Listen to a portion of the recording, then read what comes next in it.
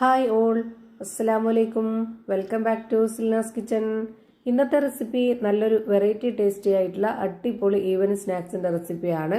മുട്ട വെച്ചിട്ടാണ് ഇത് തയ്യാറാക്കി എടുത്തിട്ടുള്ളത്. ഭയങ്കര ടേസ്റ്റി ആയിട്ടുള്ള ഒരു പലഹാരമാണ്. അപ്പോൾ ഇതെങ്ങനെയാണ് തയ്യാറാക്കുന്നതെന്ന് നോക്കാം. അതിനായി വീഡിയോ സ്കിപ്പ് ചെയ്യാതെ മുഴുവനായിട്ടൊന്ന് കണ്ടു നോക്കണേ. റെസിപ്പിയിലോട്ട് അടുക്കുന്നതിന് മുമ്പായി സിൽനാസ് കിച്ചൺ ചാനൽ ആദ്യമായിട്ട് കാണുന്നവരാണെങ്കിൽ പ്ലീസ് ഒന്ന് സബ്സ്ക്രൈബ് ചെയ്തേക്കണേ.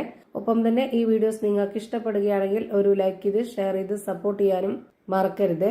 ഇത് തയ്യാറാക്കി എടുക്കാനായിട്ട് ആദ്യം തന്നെ സ്റ്റവിലേക്ക് ഒരു പാൻ വെച്ച് കൊടുത്തിട്ടുണ്ട്. ആദ്യം തന്നെ ഒരു മസാലക്കൂട്ടാണ് തയ്യാറാക്കി എടുക്കുന്നത്. ഇതിനായിട്ട് കുറച്ച് ഓയിൽ ഒഴിച്ചു കൊടുത്തതിന് ശേഷം നല്ലപോലെ ഒന്ന് ചൂടായിട്ട് വരുമ്പോൾ ഇതുപോലെ നീളത്തിൽ കട്ട് ചെയ്തെടുത്തിട്ടുള്ള ഒരു 3 സബോള ഇട്ട് കൊടുക്കുന്നുണ്ട്. ഇനി ഇതിലേക്ക് വെളുത്തുള്ളി ഇഞ്ചി ഒന്നിച്ച് ചതച്ചതാണ് ഇട്ട് കൊടുക്കുന്നത്. പിന്നെ വേണ്ടത് പച്ചമുളകാണ്. 2 പച്ചമുളക് കട്ട് ചെയ്ത് ഇട്ട് കൊടുത്തു. ഇനി കുറച്ച് കറിവേപ്പിലയും മല്ലിയിലയും കൂടെ ഇട്ട് കൊടുക്കുന്നുണ്ട്.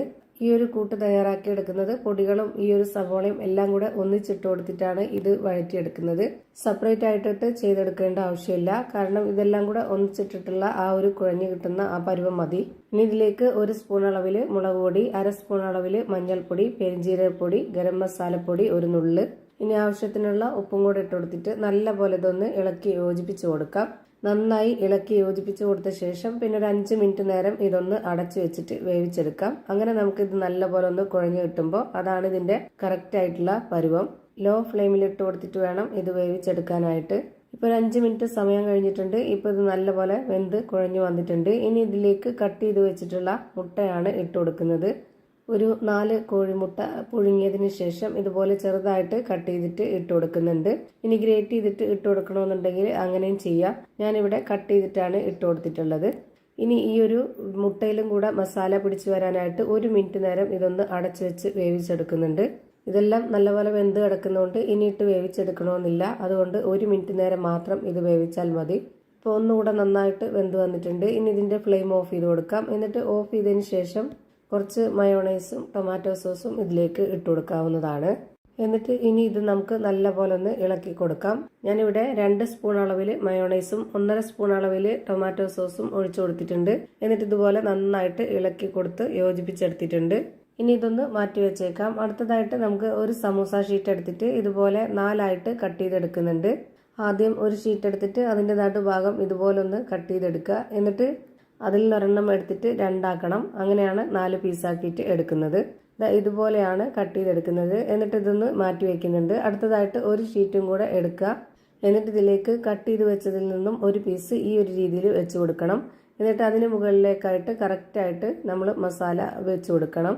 വേവിച്ച് വെച്ചിട്ടുള്ള ആ ഒരു മസാല വെച്ച് കൊടുത്തതിന് ശേഷം ഇതിൻ്റെ 2 അറ്റവും ഇതുപോലെ ഒന്ന് മടക്കി കൊടുക്കുക. എന്നിട്ട് അതിൽ കുറച്ച് മൈദ കലക്കിയത് ഇതുപോലെ ഒഴിച്ചു കൊടുക്കാം. എന്നിട്ട് ഈ ഷീറ്റിന്റെ മടക്കുന്ന ഈ ഒരു ഭാഗത്തും അതുപോലെ ആ ഒരു അറ്റത്തും നമുക്ക് ഇതുപോലെ ഒന്ന് സ്പ്രെഡാക്കി കൊടുക്കണം. എന്നിട്ട് ഇതുപോലെ നമുക്ക് നന്നായിട്ടൊന്ന് മടക്കി കൊടുക്കാം. അപ്പോൾ നമ്മുടെ ഫില്ലിങ്സ് ഒന്നും പുറത്തോട്ട് പോകത്തില്ല.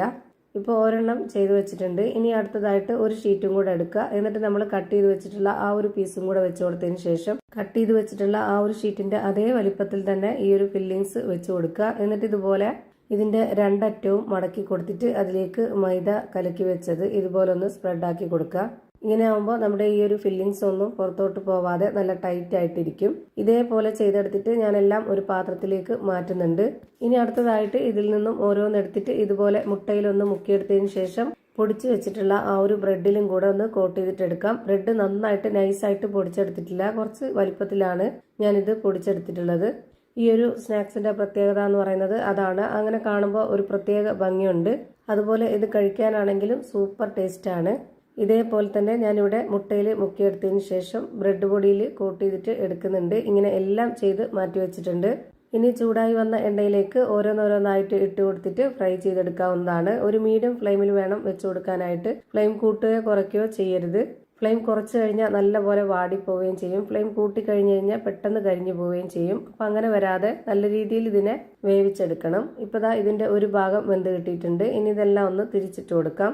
ഇത് മുട്ടയിൽ മാത്രമല്ല ചിക്കനിലോ ബീഫിലോ ഒക്കെ ഈ ഒരു രീതിയിൽ ചെയ്തെടുക്കാവുന്നതാണ്. എങ്ങനെ ചെയ്താലും നല്ല ടേസ്റ്റാണ്. ഇപ്പോൾ ഇതെല്ലാം നല്ലപോലെ വെന്ത് വന്നിട്ടുണ്ട്. ഇനി ഇതെല്ലാം ഒന്ന് എണ്ണയിൽ നിന്ന് കോരി മാറ്റാം. അതുപോലെ ഇത് ഒരുപാട് എണ്ണയൊന്നും കുടിക്കില്ല. ഒട്ടും എണ്ണ കുടിക്കാത്ത നല്ല കിടിലൻ ടേസ്റ്റി ആയിട്ടുള്ള ഒരു അടിപൊളി പലഹാരമാണ്.